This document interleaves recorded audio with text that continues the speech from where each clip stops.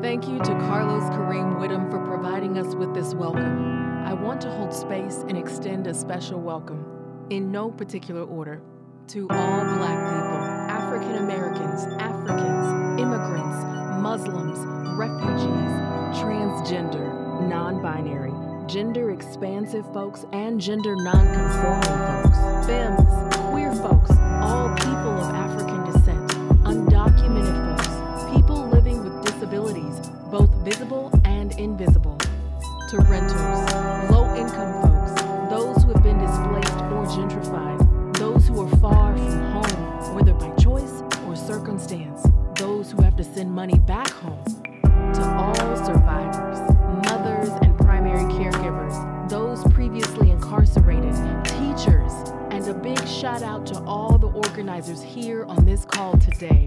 Thank you for all the hard work that you do. We see all of you and know that all parts of you are welcome here.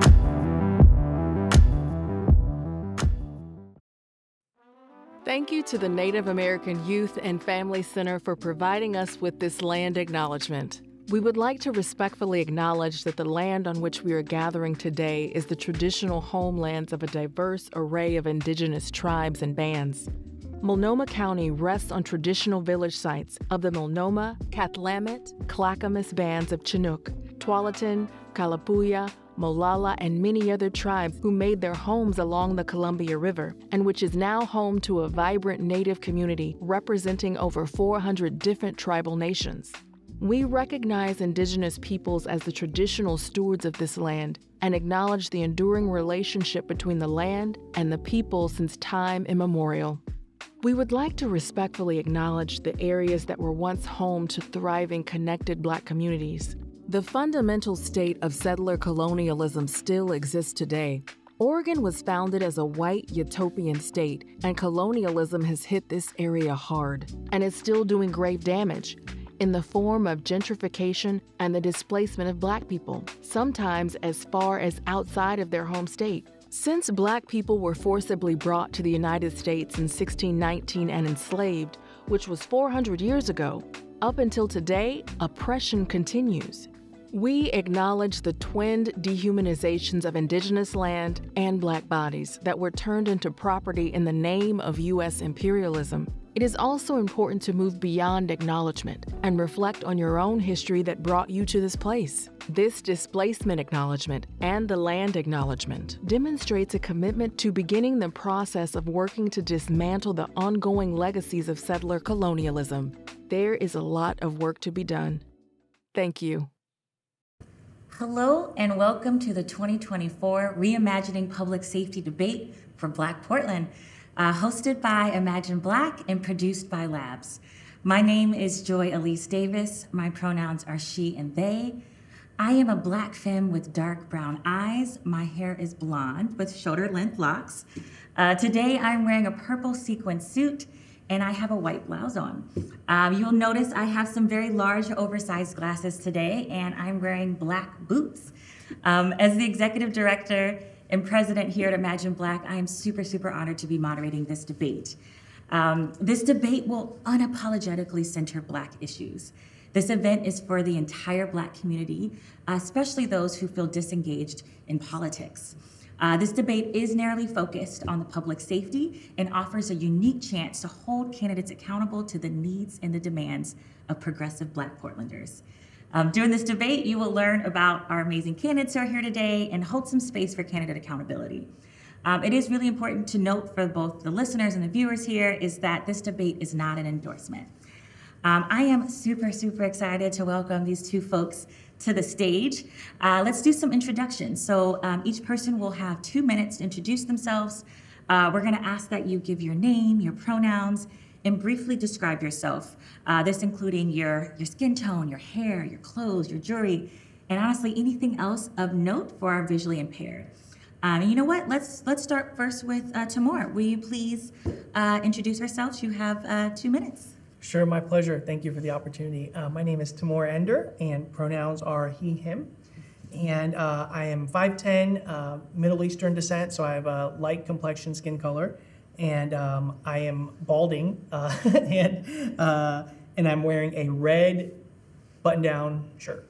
And a little bit about me, I'm a first-generation Turkish American, so both of my parents immigrated from Turkey. I was the first in my family to be born in the US. And I spent about 6 years managing infrastructure projects in East Portland, so things like crosswalks, sidewalks, street lighting, those curb ramps, paving, traffic signals, those sorts of projects at the city. Helped launch the city's bike share program, helped launch the Fixing Our Streets program, which is the 10-cent motor fuels tax, and helped launch the fixed beat safety cameras.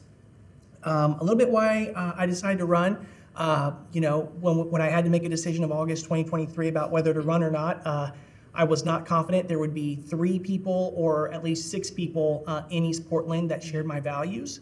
And the only way to be sure about that was just kind of running myself, because I didn't want to come to this election and not feel confident in the people I was voting for. And so luckily we do have 6 great candidates in East Portland. And so the other reason I ran is part of my experience at the city. So someone who's managed millions of dollars of projects, know how city budget works, and have really kind of spent my career kind of marrying local and federal funds to kind of community-driven goals and outcomes, such as like East Portland in Motion and people kind of articulating their community priorities and things like that.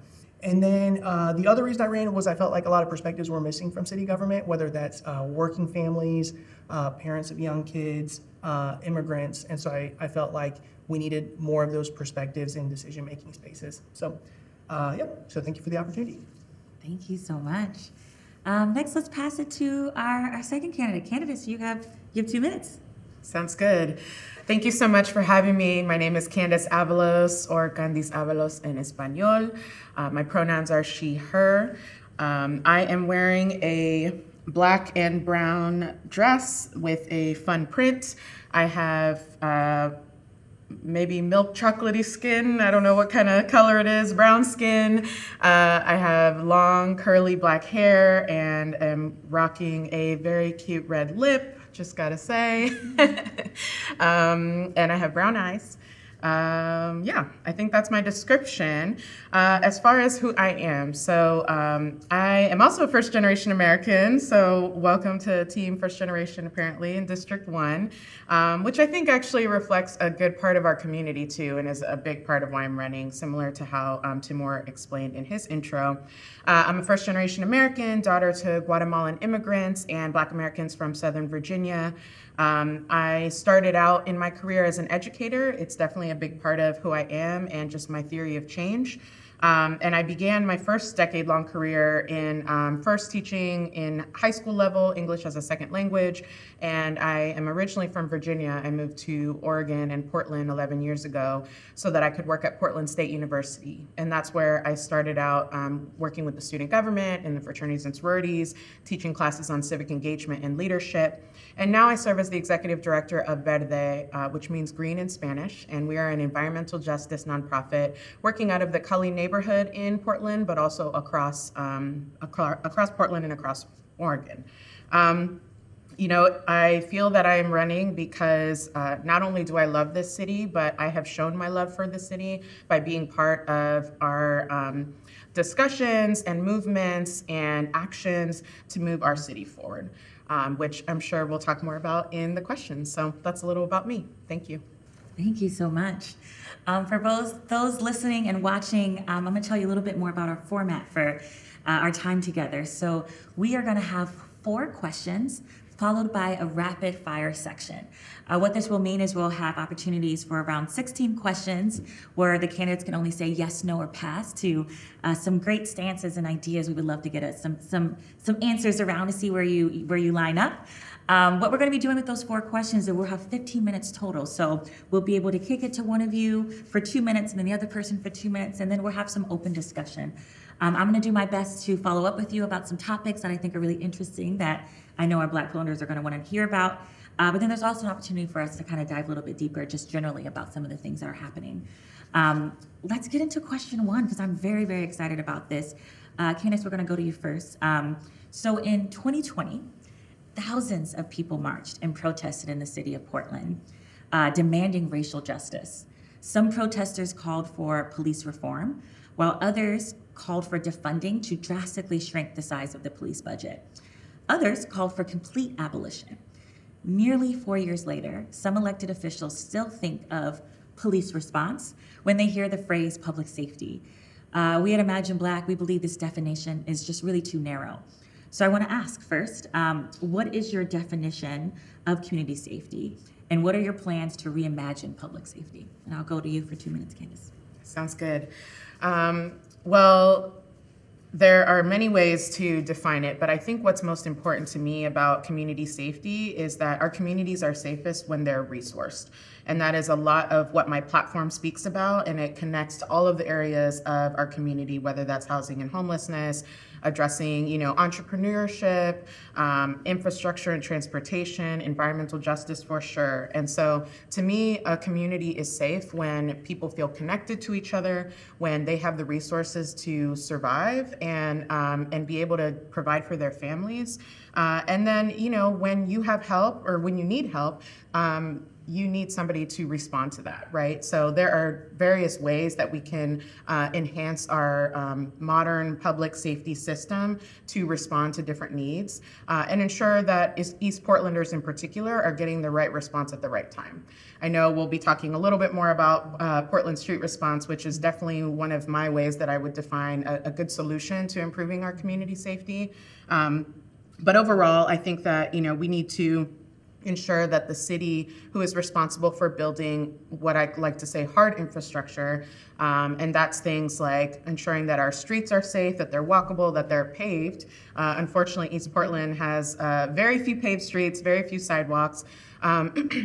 These are basic things and systems that we need to ensure that people can get from one place to the other safely, they can meet their family members safely, that they have a place that they can build community. So that's when it comes into things like having parks, making sure that we're giving small businesses opportunities to grow their business. Many East Portlanders are from immigrant families, refugee families, and they come to this country and have created, they've used the resources of East Portland to build their family, and yet we have not done enough to provide that in East Portland. So I know I'm almost out of time, but I think that's the high level of what I see as community safety. Thank you. Thank you so much for that. Next, we're going to pass it on to you. You have 2 minutes. Sure. I agree throughout Oregon and throughout the country, what we see is that the most well-resourced communities are the safest. And I also agree that, it is unfortunate that when some candidates speak about public safety, they do speak about it very narrowly. My perspective is that public safety is very comprehensive. It means people have the rights and resources and access to be able to thrive and live fulfilling lives. And so when I think about it, I think about, the city's role. And so, for example, things like shade with the recent heat domes, East Portland has some of the highest fatality rates. Things like safe routes to school, access to food, park access. East Portland is park deficient in a lot of ways, both in the number of parks and also, the safe access to the parks. And then we continue to have challenges around vacant land, which we know, based on the evidence, contributes to gun violence and things like this. So for me, I really see the challenges in East Portland stemming from historic underinvestment and ultimately a lack of political representation. And the effect of that is that East Portland's life expectancy is 10 years less than people living west of 82nd Avenue. And part of the reason for that is, there's never been people on council who have had to be accountable to East Portland's health outcomes. People on council have not had gunshots outside their door. And so that, to me, is partly why I'm running, is I want to be accountable to East Portland's health outcomes. And how I define success as an elected official is have we reduced those disparities between people living east and west of 82nd Avenue, and have we increased East Portland's life expectancy? So that's kind of on a broad view how I view some of these things. And so, yeah. Thank you so much. Let's dive a little bit into East Portland in particular. There has been quite a lot of attention, I would say, in the media around gun violence in particular. I also know for the folks, again, listening and watching, I hope you know, but if you don't know, we have a new form of government coming up, and what excites me most about this new structure is allowing for our counselors to really focus on policy instead of being so in the weeds on administration. So I'm curious a little bit from like a policy lens. Is there anything that you are really interested in pushing, or something that connects a little bit to those values that I heard both of you mention, especially as it relates to kind of helping East Portland, like this narrative that there's a lot of gun violence, and particularly I think there's a narrative that's primarily in the Black community. I have some thoughts about that, but yeah, I'll pass it to you, Candace. Can you talk a little bit about what some of those policy ideas may be? Yeah, for sure. There's so much I want to say, and I'm trying to narrow it down. But I think one thing I'll mention is that as part of my work at Verde, we are in a coalition that receives some federal dollars in Cali to reimagine public safety. And part of those discussions are around, again, some of this infrastructure work that we're trying to do in Cali, but also I think there is a very common and harmful misconception that people of color don't want emergency services, that they don't need support in those moments, and at sometimes that does require a police response, right? And so, but what we also know is that too often, a response by police ends up in some other harmful way for our community, right? And so I think in a modern time where not only have our social issues become greater due to rampant wealth inequality, due to greed, corporate greed, and just our systems being really deteriorated, we also need to ensure that we're meeting people's needs with a responder that is going to have a specialty in that area and is going to be able to resolve the issue and not create more issues, which is what we've seen. So I think part of why I'm bringing that up, and you're asking about policy, I think there are decisions we can make about how we allocate our dollars. How are we meeting different types of needs on the streets with a different response, like Portland Street Response, like the chat program that the fire program has. And then overall, I think we are trying to, being district based is gonna help us understand our communities better, and that is gonna inform the kind of policies that I make. Thank you. I'll pass it to you. Same question.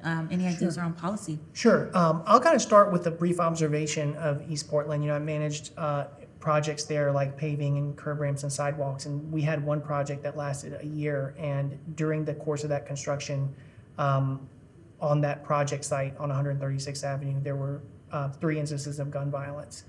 And when you go to these intersections, what I see as an individual is you look around and that the curb ramps aren't what they should be. The street lighting is deficient. There's a lack of trees. And statistically, what we've noticed too is that the areas where traffic fatalities occur are often the same exact locations where gun violence occurs in East Portland. And so that's kind of an observation that I have. And then in terms of policy, I think a number of things. One is, the gun violence prevention grants that go to communities on the ground that are working to address gun violence, either kind of specifically gun violence or just, teen programs or activation, whether that's, events and programming, things like that.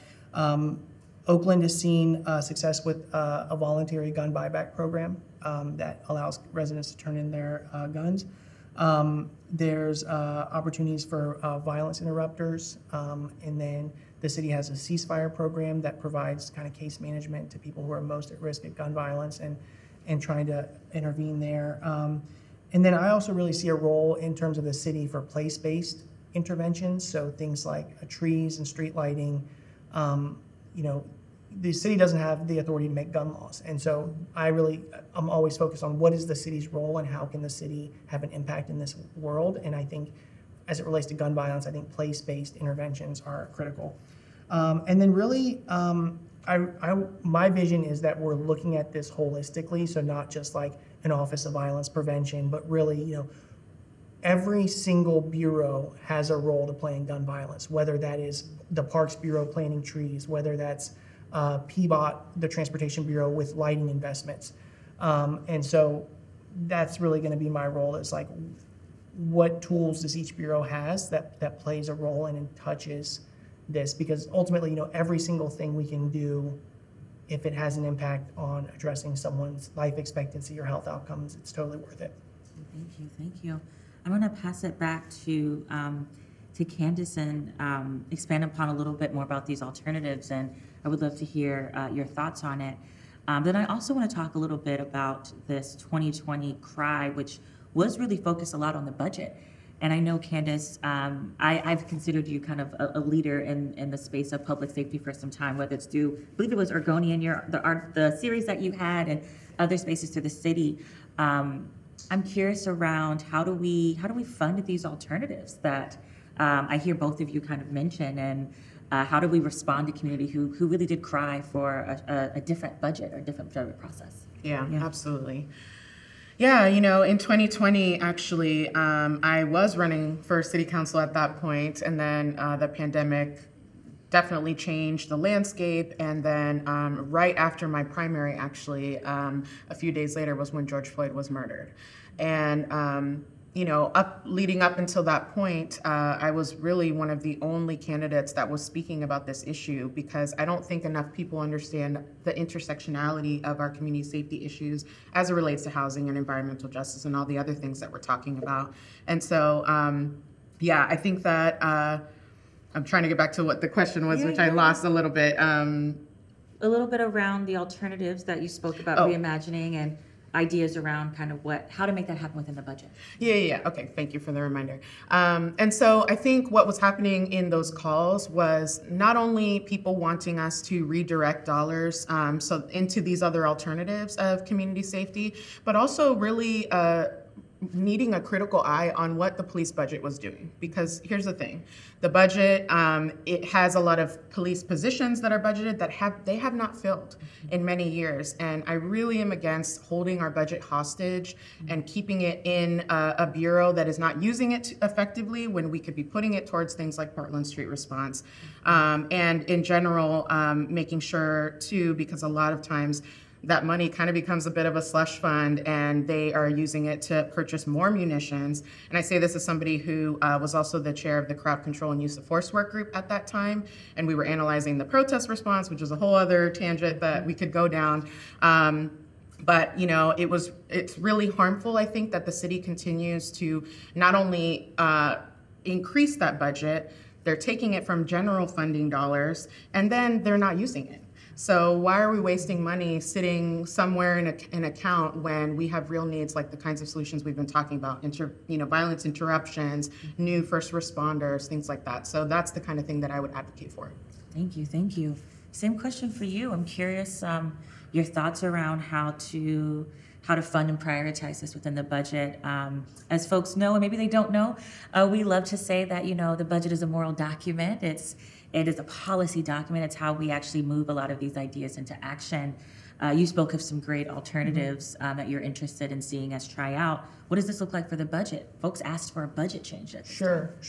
I think part of it is, we have to look at the public safety budget holistically, and that includes like everything. And so one of the things I will be advocating for when I'm elected is programs like not only Portland Street Response, but the public safety support specialists, who are, for people who are unaware, those are unarmed members of the police bureau who have the opportunity to really play a greater role. I'll just provide one example. Yesterday, there was a major fire on 122nd Avenue yesterday, and there were a number of police officers, and they were directing traffic. And there were also some public safety support specialists who were kind of assisting in a more minor role directing traffic. And I think, that balance can be shifted a little bit. If we're saying we don't have the police resources, as some people are, then, why not have some of those tasks that, you don't need a gun to direct traffic.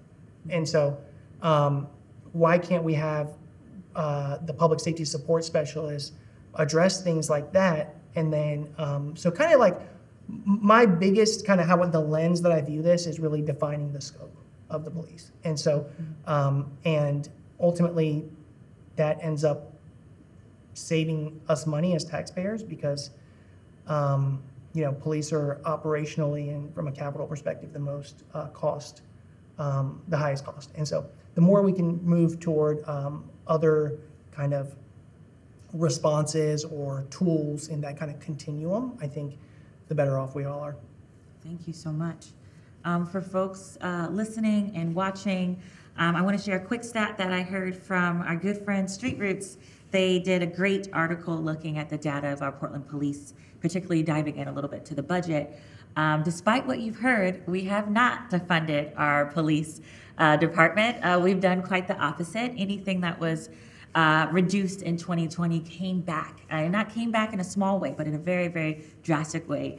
Our police budget is one of the largest budgets that we've ever seen in our Portland's history in terms of from this kind of subtle colonialist perspective. But the police budget right now is about $300 million.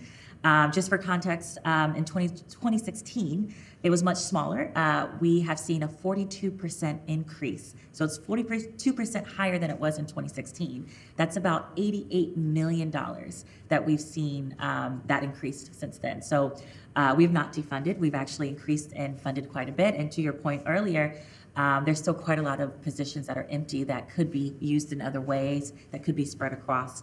I want to get us to question 2. But before I do, I want to open it up just really quickly, with 2 minutes left on the clock, a quick minute to see if you have any last minute thoughts around the budget. If you have any thoughts, just opening it up around this cry in 2020 that I don't think our current elected officials have carried forward in this year. But quickly, anything else you want to add? I agree with what Timur is saying about scope. That's a big part of it. And I think that if we're not looking at it holistically, then we're never going to be able to allocate the resources correctly. Yeah, I'll leave it at that, and I'll say more on Portland Street response. Love it. Anything else you want to add before we move on? I can incorporate my thoughts a little bit later too. You all are making my job easy, and I like it. For those listening, let's get into question 2, but you're listening to the Reimagining Public Safety Debate 2024 for Black Portland. Let's dive into question 2, which is really going to be focused on the Portland Street response. So again, let's keep it in 2020, but 2020, Portlanders voted overwhelmingly to institute the Portland Street response, an alternative emergency response call for vulnerable Portlanders experiencing crisis. Despite the Portland Street response popularity and the expectation that it would eventually evolve into 24/7 services, so 24 hours a day, 7 days a week, the budget has been under attack for over 2 years, resulting in slashed budgets and slowed down the implementation and getting us to that great goal of 24 hours, 7 days a week. I'm going to go to you, Timur, first, sure. But my question is, where do you see the Portland Street response within the context of public safety, and what are your plans to ensure the future of Portland Street response and its services? I'll give you 2 minutes. Sure. Yeah, I'll just start by saying I think Portland Street response has really proven its success in terms of a city program, and I believe, and I'm committed to that future of it is a city program that is a co-equal branch of our city government. A number of years ago, I was acting as the emergency response policy advisor at the city, and the Portland Bureau of Emergency Management did not have the ability to use lights and siren, and that law was changed, and now they can go lights and siren. And so my vision for Portland Street response is we can change the law and allow it to go lights and siren if someone needs help. We can change the law to allow them to block a lane of traffic if that's what it takes to keep someone safe. And so we need to be kind of proactive about allowing them the tools to operate effectively. I'm committed to the future where it is operating 24/7 citywide. And really, what role does it have? Things like welfare checks, if someone's in crisis, and I said this at a previous debate too, I think the beauty of Portland Street response is for the people it serves, it buys them time. And so it slows down time. It allows someone to have that kind of genuine conversation, first you got to build the connection. And then for, the other kind of quote public safety bureaus, whether that's police or fire, we as a city, we don't want them to be on a call for 2 hours. And they don't want to be on a call for 2 hours. But that's the beauty of Portland Street response is they're able to have that time to work with someone to get them to kind of a stabilized position to then work on their next needs. And so, some people say, oh, Portland Street Response, you're acting like it's gonna solve all our problems. It's not gonna solve all our problems, but for the people that it serves, it has a huge role to play in our public safety continuum. Thank you so much. I'm gonna pass it to you. Same question. Where do you see the Portland Street Response within the context of public safety? And what are your plans to ensure the future of the Portland Street Response and its services?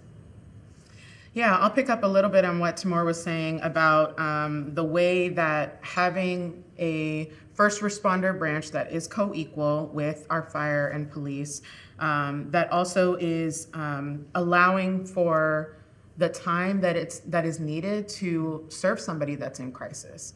And that is a huge benefit to Portland Street Response, in my opinion, in addition to just in general, it being able to tackle lower acuity calls so that we can use our most expensive resources towards the things that need those specialized services.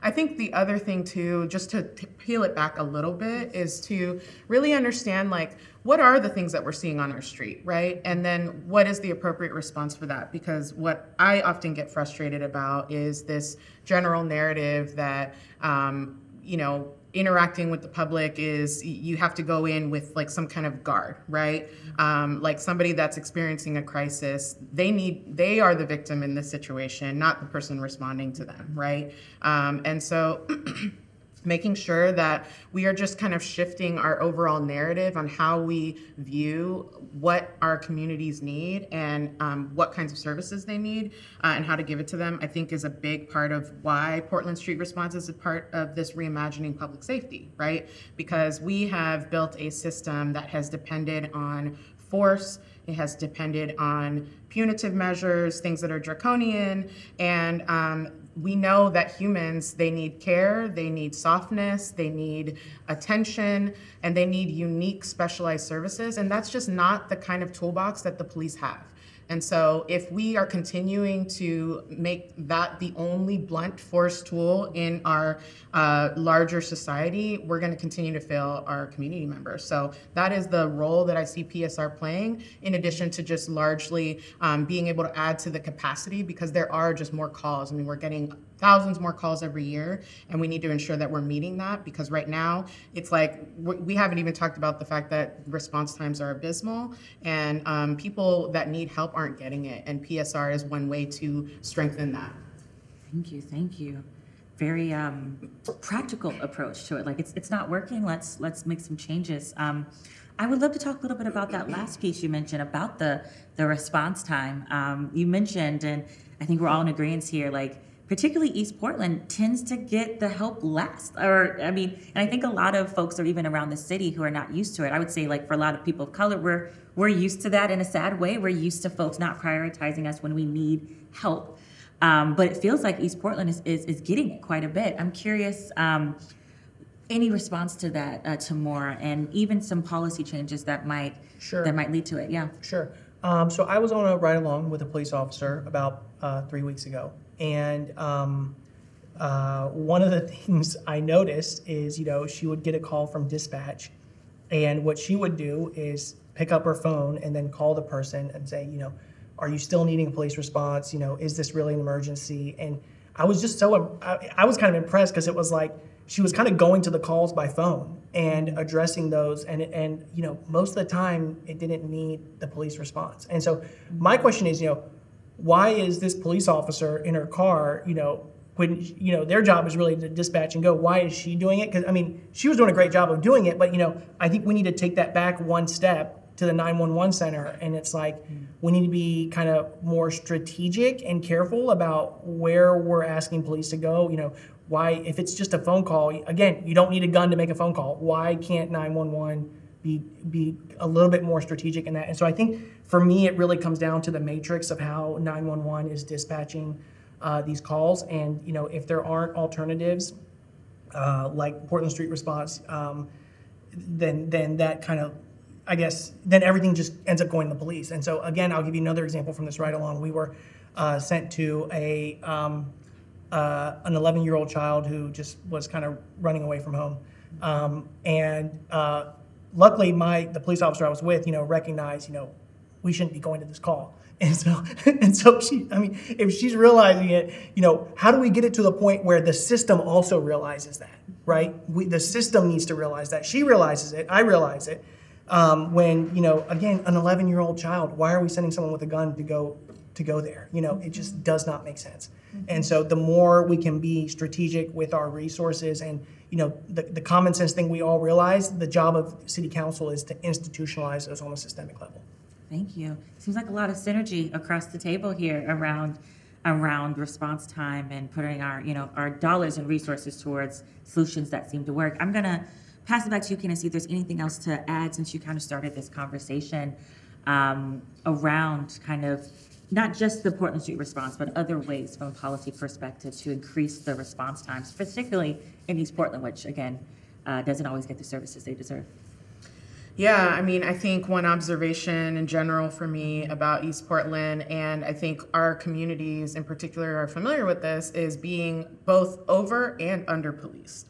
So I see police often when I'm driving around, walking around, but when it comes to there's a phone call and made to 911, which they're obviously dispatching different kinds of services, but the wait times are horrible, and I think that disconnect is really frustrating for people because they don't understand why they are seeing a presence and they're not feeling the impacts of that presence helping to mitigate situations or whatever, right? And I think too, we've just built our whole systems around police. And so it's gonna take a lot for us to communicate to the people what alternatives are, because, from the communities I come from, especially, I think a lot about this as somebody who comes from an immigrant family in particular. In Guatemala, police are, dangerous. They're often really tied with corruption. I'm not saying that that's not the case in America. Of course, we know that. But I think that people come to this country, immigrant families come to this country, and they expect police to help them. And so I think that's also, we need to be talking about the cultural impact of how people want help. Because I think that's where all these conversations get muddied. And then it just kind of defaults to, and so therefore we need more police. And it's that's not what people are telling you. They're telling you that they need help. And it's our responsibility to create alternatives to that help. So yeah, I think that's, and all of this, I think, is just tied back to, the kind of community work that's important that we do to ensure that people understand and that we understand what people are looking for, and we're providing a solution that isn't, historically oppressive to our people. Thank you. Thank you so much for that. For those watching and listening, Reimagine Public Safety Debate 2024. We're going to get into question number 3. This is a juicy one. Bear with me for the watchers and listeners. I'm going to get into it. So question 3, Portland, along with other cities across the nation, is experiencing a rise in houselessness driven by the lack of affordable housing. Ongoing COVID pandemic has economically wrecked entire communities, devastated households, and a significant and continued lack of access to mental health services. So this includes healthcare-centered substance use disorder treatment in particular. Despite credible research showing that police sweeps and houseless encampments don't solve houselessness and fail to lead to effective housing solutions. I'm gonna say that again. Despite credible research that shows that police sweeps are not as effective as people want you to believe they are. When you come in and you wreck communities, it fails to lead to effective housing. City resources continue to support this harmful practice, this violent practice. My question, and I'm gonna start with you this time, Candace, how will you prevent the displacement of houseless communities and elevate kind of real solutions that result in vulnerable Portlanders finding and maintaining housing? I have a second part to that, but let's just focus this one. How will you prevent displacement for these folks? And I'll give you 2 minutes on the clock. Yeah. It's a big question. It's the question. But I think there's something in your question that is important, and it's research. And I think that's at the core, because ultimately what's happening, or at least what I'm observing, is that we are choosing solutions that are quick fixes, they're Band-Aids, we're brushing it under the rug so that we don't have to see it and we don't have to see the impact of the systems that we have let deteriorate. And then again, that we've just have a reflexive need to make everything in America punitive, which makes me very frustrated as a leader who sees that impact daily, right? And so I think that, you know, there are lots of ways that we can be preventing this displacement. And I also wanted to bring up, because you're bringing up Street Roots, I am a board member of Street Roots, and have been really proud of the kind of reporting they do. One thing that's important for people to know, and I was talking to my neighbor about this, was that when we are sweeping people and we're taking their belongings, they're having a hard time getting those back.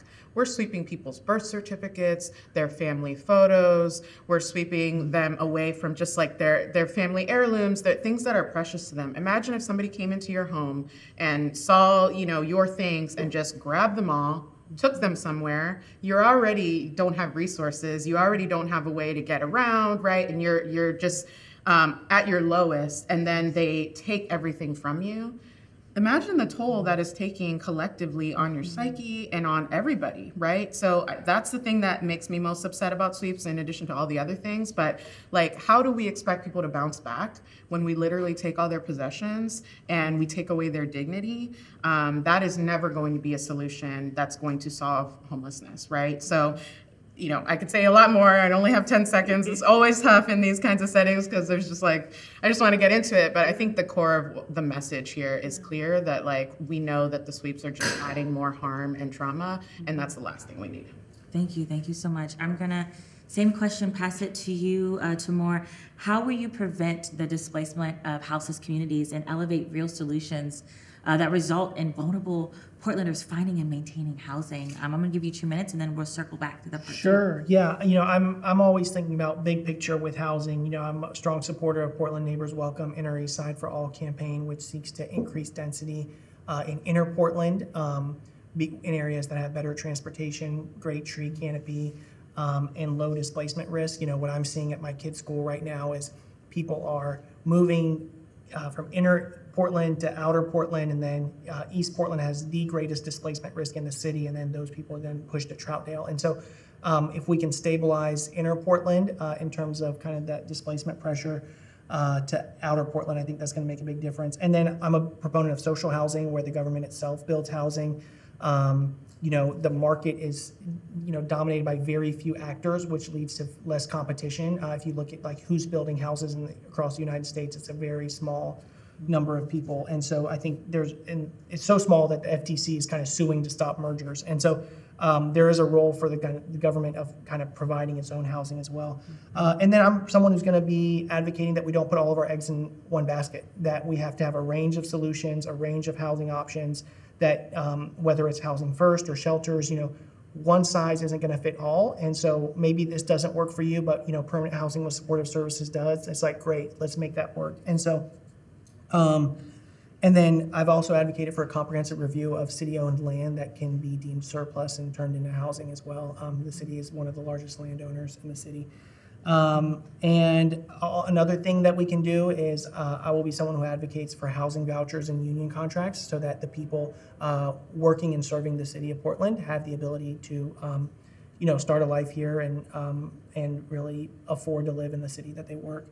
And then ultimately, another thought I have is, you know, when the city does infrastructure projects, it needs to show that that project is for the people who live there. And sometimes that doesn't happen. And the way it can do that is through neighborhood stabilization programs or public art that, you know, reflects the culture of that corridor. Trees, which is something East Portlanders continue to say is a high priority, but rarely gets reflected in the infrastructure outcomes that we see. And then project labor agreements so that the people hired to work on that project are reflective of the community. Get you on time. And then hiring local and things like that. Thank you. Thank you so much. Sorry, I want to get you on time. We have a little bit more time coming up for some open discussion, but I do want to pass it back to Candace to ask a little bit more, part two to that, which is speaking a little bit to the budget. How could public safety service budget funds be allocated? How can we do a better job of allocating the funds that are currently being put towards public safety that could be better used in different ways? We spoke a little bit about this before, that there's somewhat of that there are times where there's some extra money in the police budget that they can't fill. Then at the same time, they're often the ones leading quite a bit of these sweeps. How can we better spend that money? Is it, because we often hear in the folks in our community, they usually get a choice of when they get their stuff removed, they either have to go to jail, fines, or some sort of kind of temporary housing or shelter. But I'm curious, how could this money be better spent? Yeah. Yeah. Well, I think high level, we could also talk about the form of government changes, right? Because I think the way that we decide how to spend our money and how we're coordinating between the bureaus is very much dependent on consolidating our services and having real leadership that is that can turn our policy agenda into those outcomes that the bureaus need to deliver on, including the Portland Police Bureau. And so I think that is a big opportunity that we're going to have. I'm hoping that this shift in how we govern will allow us to do have a better understanding of where all our dollars are going, where is there crossover, where can we eliminate some of these inefficiencies and streamline our services. So that's a big part of how we're going to be able to reallocate those budgets or those dollars in those budgets. Mm-hmm. And I think also, some of the things that Timur is mentioning are important. And I want to say, as it relates to housing, because it's like, okay, inner East Side, right? Like, let's increase density. But what does that actually mean? I live in missing middle housing, right? I live in a little townhome community of 30 units, and we keep each other safe. We are always vigilant. We're always like, hey, just making sure, are you okay? Or we're taking care of each other. And I was at like a neighbor, party the other day, and I was thinking more about it. And I was like, this is why those policies work, right? Because if right now, people don't have easier ways to connect. We lack third spaces, as you know. And so we have to consider like what these policy infrastructure decisions actually mean for how we build community, because how we build community affects safety. Oh, thank you so much for that. Cool, it's very juicy. I'm going to come back to that. I'm going to ask you a very similar question. Thinking about the money that we use for sweeps. Sweeps are they're expensive, and we're doing it a lot and not seeing a lot of change. How can that money be better spent? The government can affirmatively build the housing. So that can be something that the city does. We could put more money into the housing first model of like housing with supportive services. So ultimately, the money used for sweeps could actually, address the root cause, which is ultimately housing. And, there's been so much talk about things like, are we going to arrest people who, refuse to leave a public park? And it's just like, we don't even have the capacity today for everyone who needs and wants housing to get it. And so before we even have that conversation about, are we going to arrest them or not, let's actually focus on increasing that service level capacity so that, people can voluntarily access what they need to get to. That to me is like a basic missing first step. And then another thing we could do is, right now there's a lot of volatility in permitting and housing applications, and because it's based on the market a little bit. And so, the market picks up and then the city is behind in terms of hiring those people. And then the market dips. And then, so it's just like, that's been identified as a kind of a key issue at the city of like, how do we stabilize this important government function of permitting, which you can't build anything without a permit. And so having that be taken care of so it's not so dependent on these kind of more volatile market conditions. Thank you for that. So I'm hearing you would like to spend this money on some infrastructure, which I heard you're an infrastructure guy. Like this, let's put some money into housing. Sure. I do want to come back to this concept you mentioned about we keep us safe, essentially. And I think, which I think something that is kind of missing in some ways is the urban planning component to community safety that you both are speaking towards. Can you share a little bit more about what your vision is, I guess, to stabilize this particular type of community that you just mentioned? You said this middle housing. What does that look like for you in terms of what you would like to see more resources to allow for folks to build that community cohesion? Yeah. Let's see. I think that ultimately we all know that we need more housing. That's a universal truth. We all know that, well, most of us know that. I'm like, hold on, I forgot what room I'm in. Not all of us know this, but most of us know that when you destabilize people, you make it harder for them to get back on their feet, and sweeps destabilize people.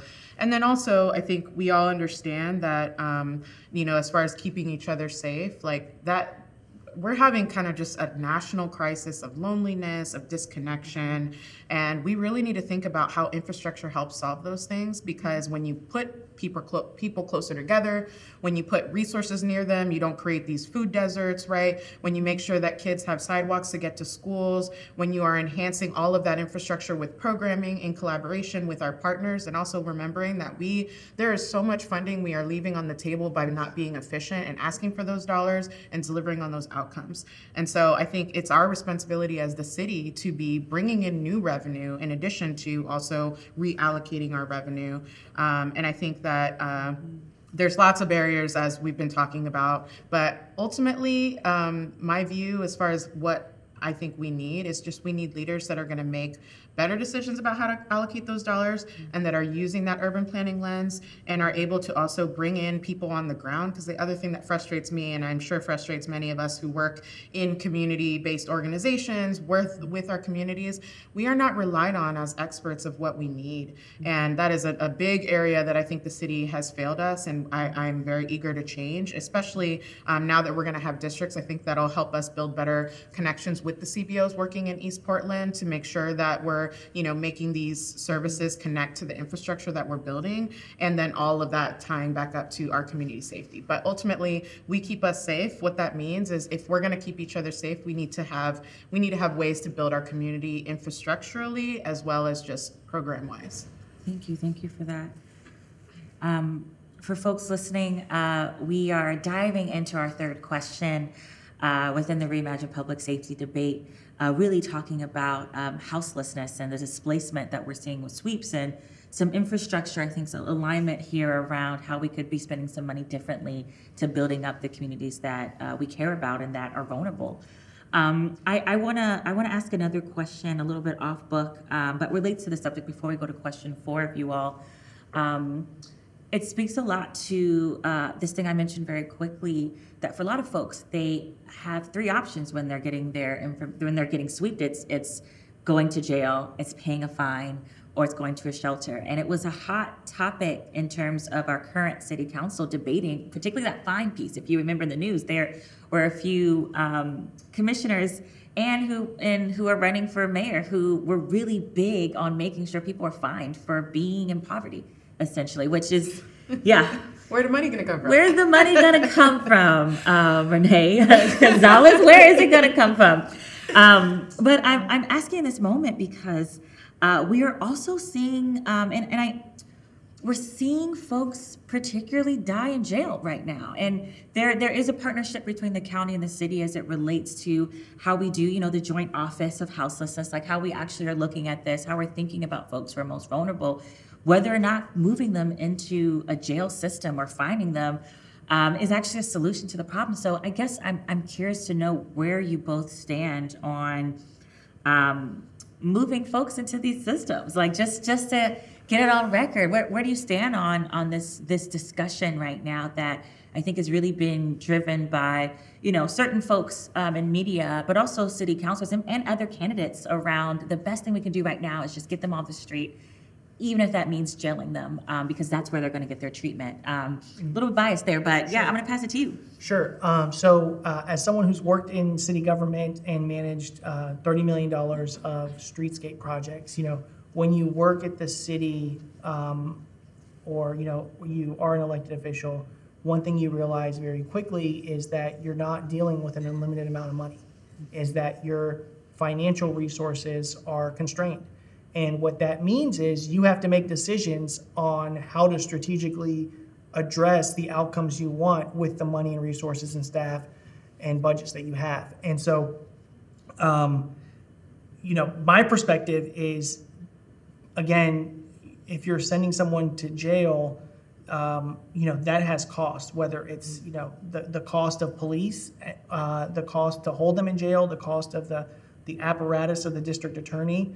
And then, you know, the bigger question for me is, did that actually solve the problem? Because then this person is eventually going to come out, and now maybe they have a record, and then now you have to, if you actually want to address this issue, then maybe you have to spend money on expungement so that this person can actually access housing and employment supports, which, again, these issues come up at the gaps and the pinch points of, like, you know, leaving a jail system or leaving incarceration. And so to me, I'm always like, you know, does this actually solve the problem? And is this the most effective use of city resources? And so that's my commitment as a candidate, is I'm always looking for the best way to solve these issues from a resource perspective. And, you know, generally speaking, that aligns with a lot of the stuff that we talked about here, is that these things are the most cost effective, and sending someone to the carceral system is generally not the most cost effective way to address the issue, and it doesn't address the root cause. Thank you so much. Just for folks listening, what I heard, just to summarize it, you're not for this concept. It's a waste of money. That's a very basic Joy Davis summary of it. I'm going to pass it to you. Same question. What are your plans on just getting on the record? Do you think this is a good way to move folks, you know, out of the system? Yeah. Well, I think what is clear to me is that a criminal record is extremely prohibitive for any American to get housing, to get a job, to get their life on track. So if those are the things that we want for humans, then putting them in jail and giving them a record is the exact opposite of what's going to solve the problem. So absolutely I'm against that. I think the other thing that's important to note, there is I was on the governor's task force for downtown. We can share some tea on that later. Lots of opinions about how that all went down. But one thing that I really took away that was important was meeting Morgan Godwin. Are you familiar with them? Yeah. They actually moved from Portland recently, but they are somebody who struggled with addiction for a long time. And long story short, her story was that while she was struggling with addiction, she thought, well, if I go to jail, they'll give me the services. Spoiler alert, they didn't. Right? And actually, she found it easier to get drugs in jail, which is a whole other thing. So I think also it's very clear to me that our jails have not been good at delivering on the services, whether it be rehabilitation things or, you know, things related to addiction or many other things. They haven't been good at. So I don't know why we keep turning to that. I mean, I know why we keep turning to that, because we know that jails have been a way to stunt people's growth, their economic growth, their social, political growth in America.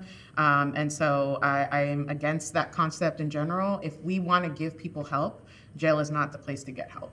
Yeah, thank you for folks listening. Some good synergy here. Both candidates we have agree that this is not a real solution. This is a false solution, is what I'm hearing.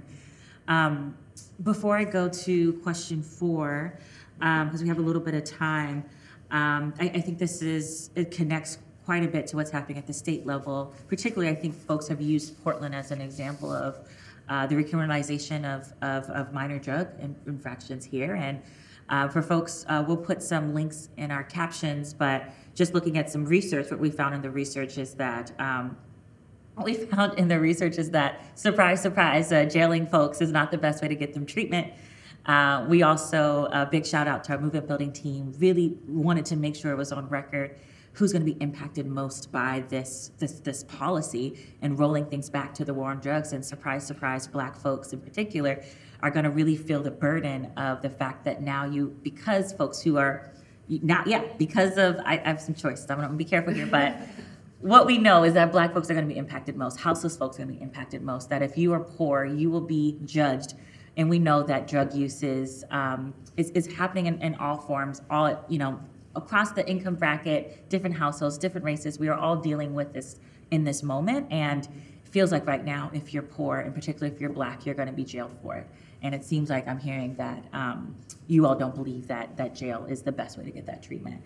I want to go to question 4, but I want to, before I do, see if there's any closing thoughts you have around how we are currently and what your plans may be in the future for how we are dealing with our housing crisis and how that is affecting the houseless community. I'm going to go with you first, Candace, just because I just left you. Is there anything else you want to add or you want folks to know about some plans that you have that you maybe didn't get a chance to talk about. Yeah.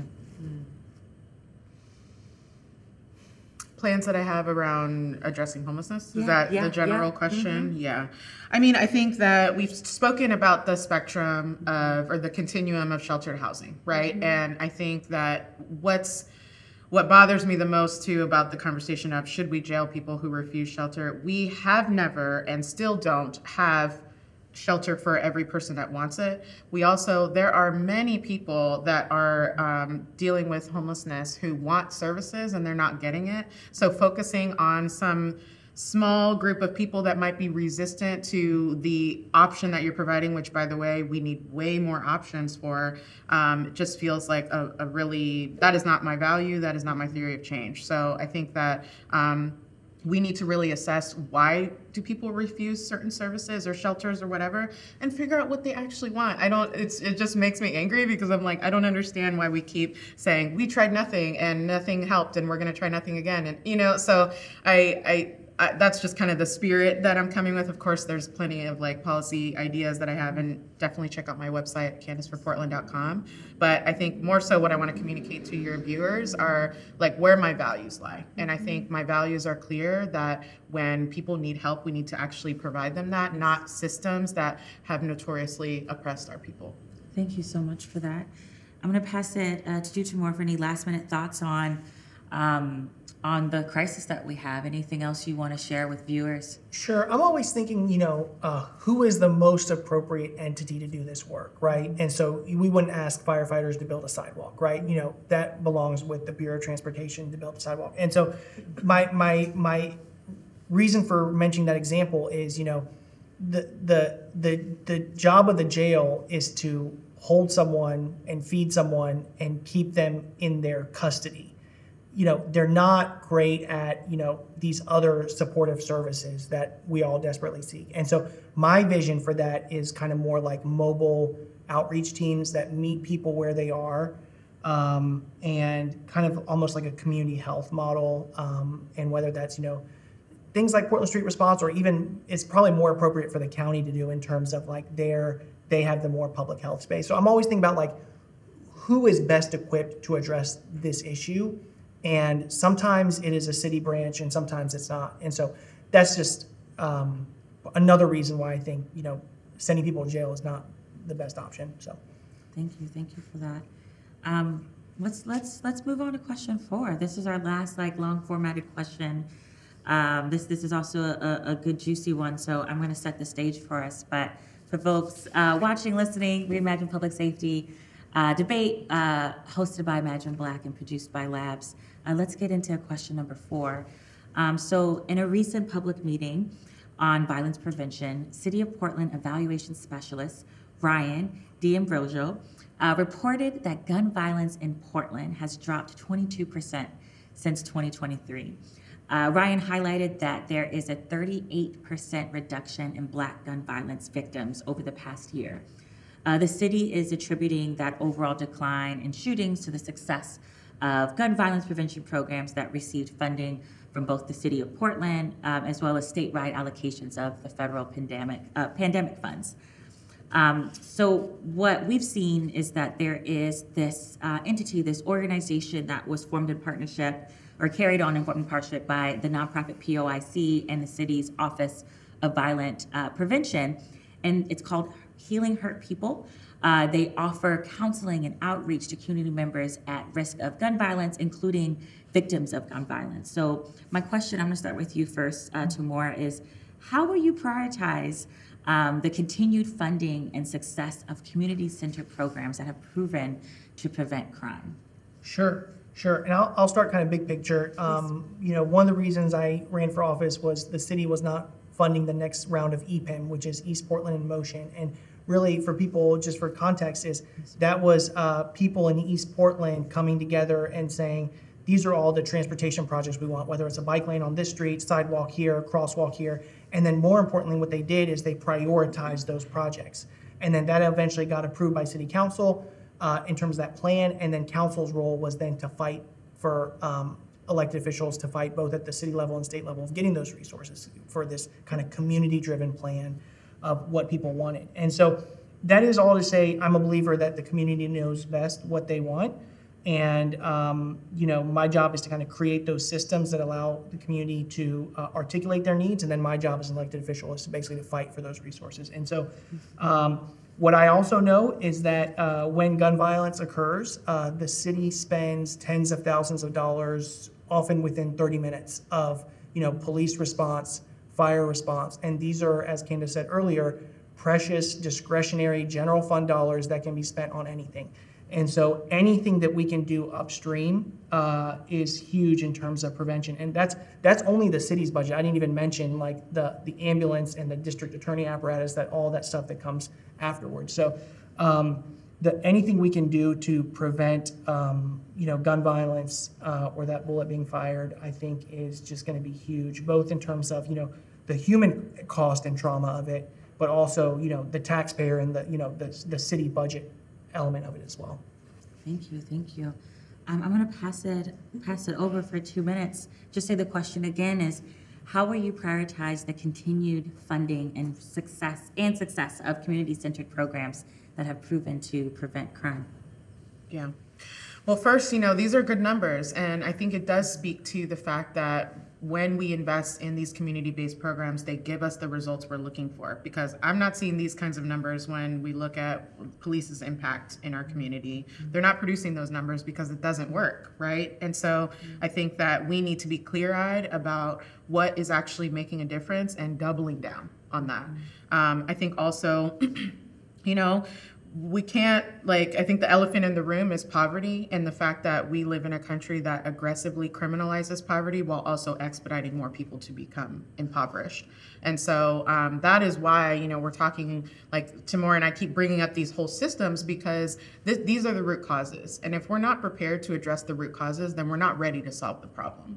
So I think that, my priority would lie in making sure that we're doing a good job as representatives from the community to City Hall to ensure that we're bringing them along, that their community relationships, their community data. I love the things that the Coalition of Communities of Color does to really turn our community's stories into data. We need so much more of that, because those are the things that are going to help us create the right benchmarks, the right metrics, and help us create a plan and work towards something that will start to reduce, these numbers, right? So I think that's definitely really important for a city councilor who's now going to have a more policy role that is going to represent communities and, or that I am representing people that I live with, right, that live around me. I think that's going to really shape my perspective and how I'm coming into these budget decisions, which is ultimately what this is asking, right? How are we going to prioritize that? But I'm definitely somebody that I think East Portland will be able to count on to always put their voices first. Thank you both. I want to do a follow-up question as it relates to budgeting. Thank you so much, because it sparked something in me. There's been quite a lot of attention, not just in Oregon, but I've seen in different parts of the country around this concept of participatory budgeting and how community members get involved in this. It seems like you all both are familiar with the concept. Kicking it to you, Timur, I'm just curious, what are your thoughts about participatory budgeting? I know there's a campaign in the works right now, and thinking about how do we experiment and start piloting this, but is this something that you're interested in seeing in the city? And what can you anticipate, or what do you think that some of the outcomes could be? Sure, yeah, big proponent of participatory budgeting. My understanding is that campaign is paused and they're gonna reframe and maybe launch in 2026 again. But I was someone that very much endorsed and supported that program.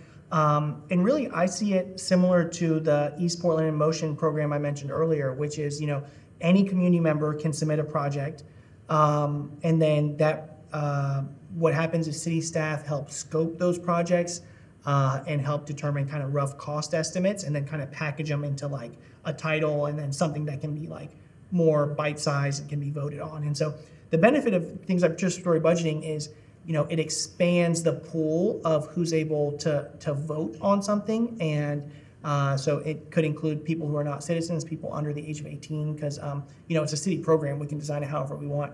And so, and what we realize too is that allows people to feel more confident in their community. It's kind of a gateway of getting them more involved. And so And that has huge impacts on mental health if you're able to affirmatively chart the future of your community.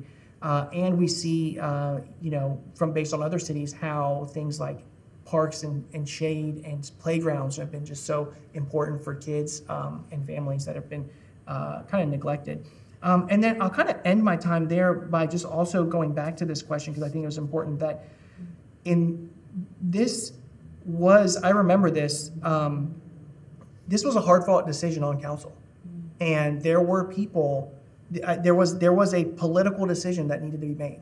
And one political decision that could have been made was increasing the police budget. And that was on the table. And then another political decision that could have been made is investing in community-based gun violence prevention programs. And ultimately, because of the people on council, that is what ended up winning. And so these are very real decisions that do get made and have very real outcomes for our communities. And so I just tie that back to just this conversation and elections in general, because these things are not given. And particularly when we know these things have a huge impact on communities, it really does take proactive advocating for it, both on a community level and in the halls of power and in the seats of council. Thank you so much. I'm gonna pass it to you as well and give you a little bit more time after the 2 minutes. Familiar with participatory budgeting as a high-level concept. Just curious what your stance is on it, and anything else you want to circle back to about this particular question about like budgets. It's a policy. We love budgets here, which is why you've heard it a few times for the viewers. But yeah, it's a political tool. So yeah, I'm curious just for the first, participatory budgeting. How does that feel for you? Yeah, absolutely. I think that. So as somebody who was on the Charter Commission, and the first round of charter was all of the things that we are seeing coming into effect in 2025, and then we had a second round, and I was really disappointed to see that participatory budgeting didn't make the cut, because I think what that tool provides is a direct way for people to see their voices turn into impact, into dollars. And so I am really supportive of it. I actually am part of this national coalition of women of color working in democracy. And there's this awesome colleague of mine that lives in North Carolina. She works in kind of the city manager office, if you will. And they have implemented an awesome participatory budgeting program. And I think the outcomes that they're seeing about that is it can really help bring out things that the city just can't know. You just don't know when you're not on the ground what a community needs.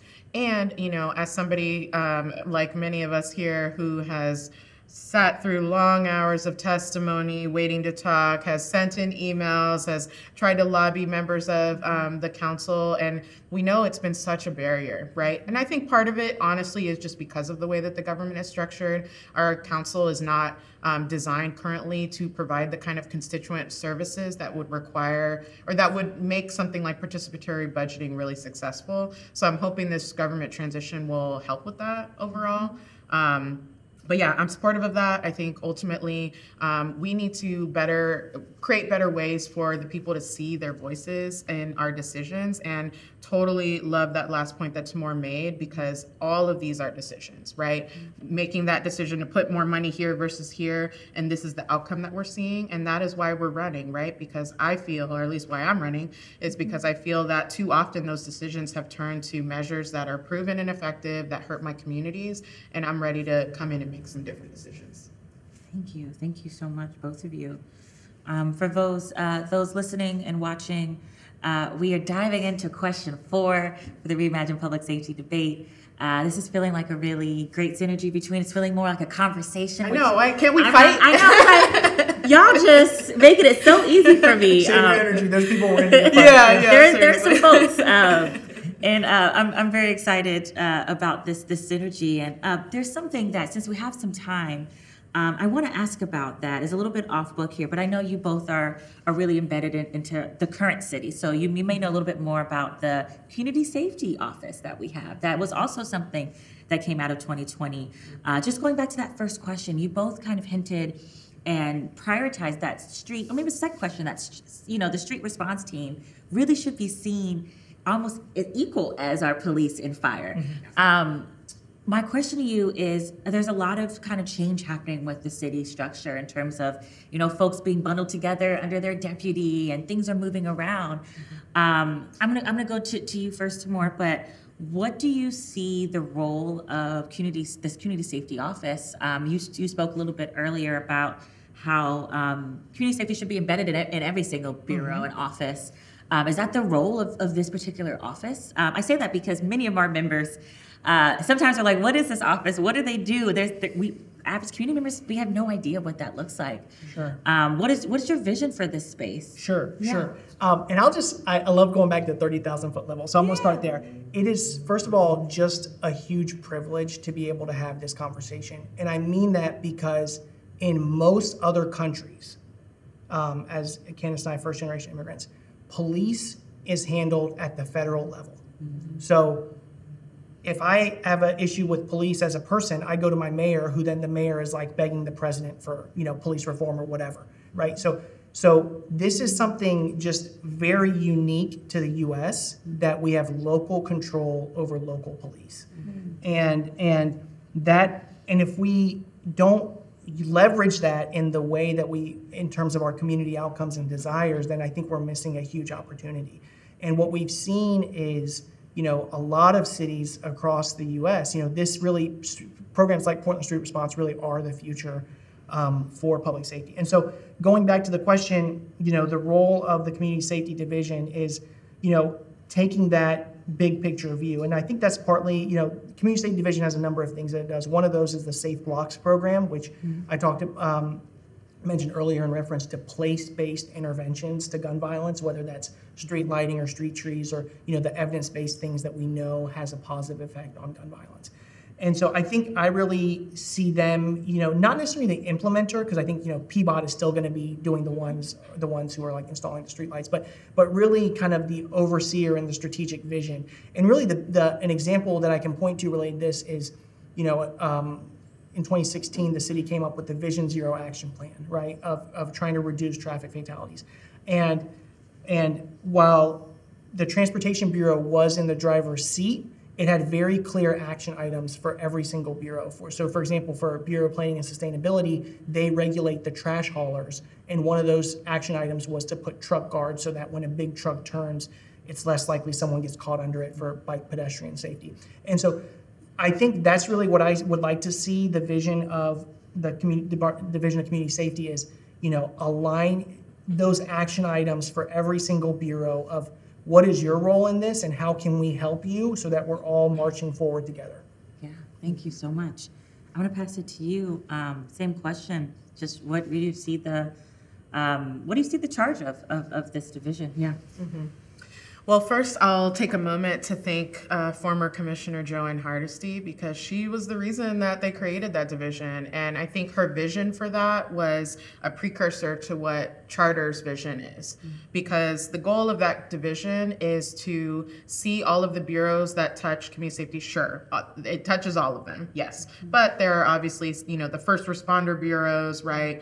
Those are the ones that mostly need to be collaborative to look at this holistic strategy. I think that's also part of why the division was created, is because we just didn't have a strategy. And if we don't have a strategy that doesn't include all the bureaus that need to be part of it, then we weren't headed anywhere, right? And so I see that division under the new form, it's gonna kind of transform into what we're calling the DCAs, right? Like the deputy chief administrators are going to oversee bureau kind of groups. Essentially, that's what the commissioners do now, but the way that they're grouped are often not aligned or don't make sense because it's very political.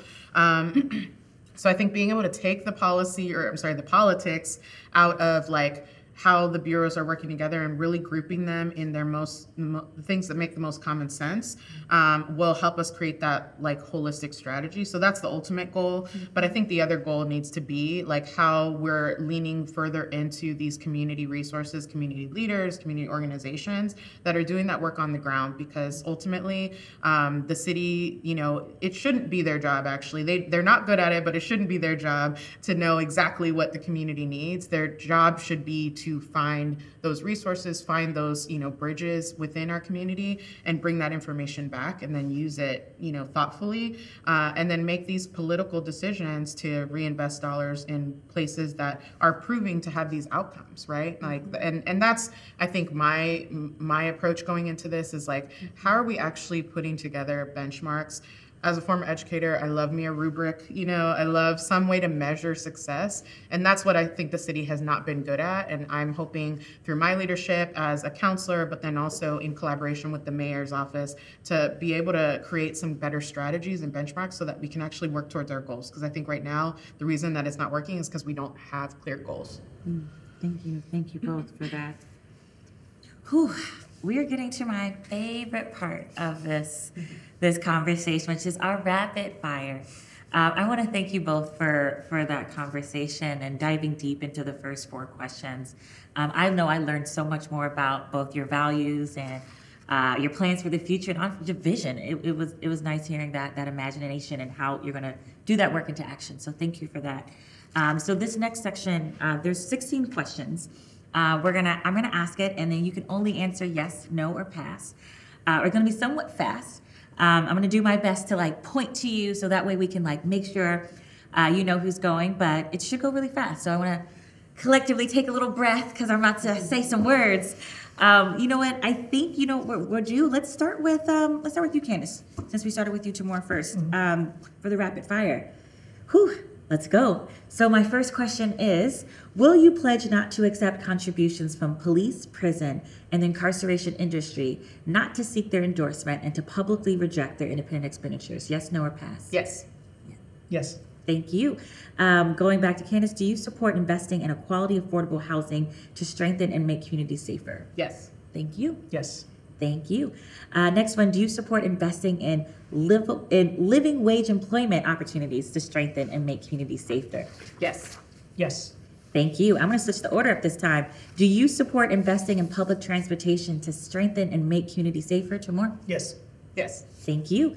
Do you support investing in education to strengthen and make communities safer? I'm going to go with you, Timur. Yes. Yes. Thank you. Again, it's going to Timur first. Do you support investing in healthcare that includes harm reduction, patient-driven approaches, as well as community-based mental health and substance abuse treatment to strengthen and make communities safer? Timur? Yes. Thank you. Thank you so much. I'm going to switch it up again. Candace, do you support legislation banning both lethal and non-lethal force that can cause death against individuals exercising their First Amendment rights? Yes. Thank you. Yes. Thank you very much. I'm going to go back to Candace. Do you support legislation to remove the shield of qualified immunity here in Oregon? Yes, no, or pass? Hell yes. Thank you so much. And then I'm going to do one more for you first. Wait, sorry. did you answer? Messed up. Go for it. Yes. Okay. I was like, let me roll it back. Going back to you, Candace. Do you support a ban on data sharing and all forms of collaboration between U.S. Immigration Customs, which is ICE, and the City of Portland bureaus, including PPB? Yes, no, or pass? Yes. Yes. Thank you so much. I'm going to go to Timur, starting this one. Do you pledge to oppose a city budget that expands in any way capacity of the police force? I'm going to say it again. Do you pledge to oppose a city budget that expands in any way the capacity of the police force? Yes, no, or pass? Yes. Thank you so much. Yes. Thank you. Going back to you, Timur. Do you support non-carceral justice strategies for community safety? Yes, no, or pass? Yes. Thank you. Yes. Thank you. And then going back to you, Timur, do you support zero tolerance legislation for police abuse of authority and abusive policing? Yes, no, or pass? Yes. Thank you. Yes. Okay, I'm going to pass it to you, Candace.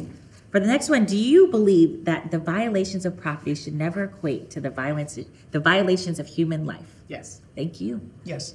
Thank you. Going back to Candace, do you support putting an end to the use of military-style equipment such as grenade launchers, long-range acoustic devices, which are called LRADs, and other technologies designed for war by the Portland Police Bureau? Yes. Thank you. Yes. Thank you.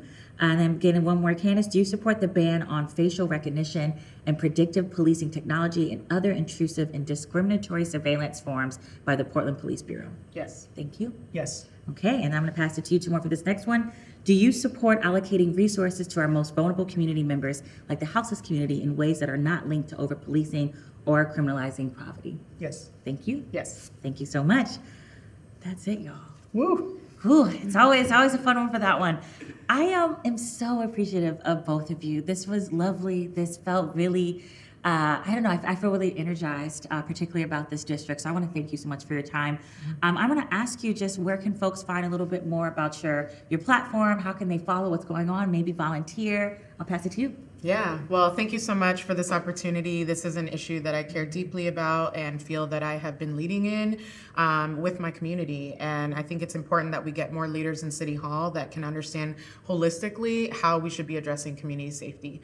Please go to my website, candaceforportland.com. Actually, I just launched a more in-depth platform on my website. Please check that out. We are canvassing every single weekend. In fact, I'm going right after this. So you can sign up on our website too under events. And yeah, thank you for all your time. Thank you so much, Timur. How Sure. do we find more about your work? Our website is Ender for East Portland. It's the number 4, enderforeastportland.com. And under the Get Involved section, we have opportunities for canvassing between now and Election Day. And then on Instagram, it's Ender in East Portland. And I think if it's okay with you, I was going to put in a small plug for the small donor election program. Your time, yeah, Cool. go for it. Just want people to know that through the small donor election program, find the candidates that you like, both in your district and outside of your district. I always like to remind people there are 9 people going to be on city council who are outside of your district. They are going to have more of an impact on city policy than the 3 people in your district. And you will not be able to vote for the people outside your district, but what you can do is vote with your dollar as a city resident and donate minimum $5 to count.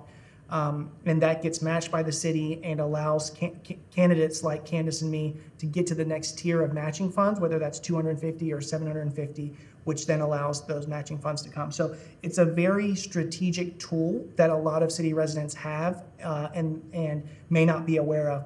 But candidates are literally drooling over your $5 because it really allows us to get to the next tier and qualify for those matching funds. So I would say, don't wait till election day to vote. Vote with your dollar for candidates you like, both in your district and outside your district.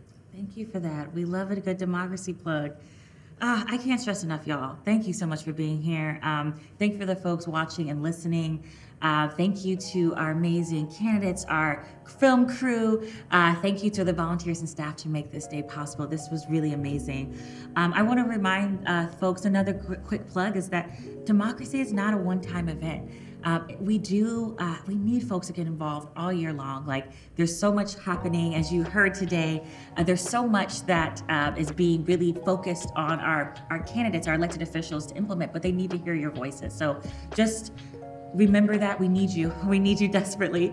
I also want to remind you that there's no perfect candidate. We encourage you to listen, to do your research, to go on these websites, and to vote for a candidate that you think you can push. Again, this is ongoing work. We really need this long-term support. As you know, Oregon's first Black-led and Black-serving nonprofit that can endorse candidates, I want to let folks know that we're going to be making our candidate and ballot endorsements coming up soon, but we're going to be doing this after the debate is filmed, just to let you know.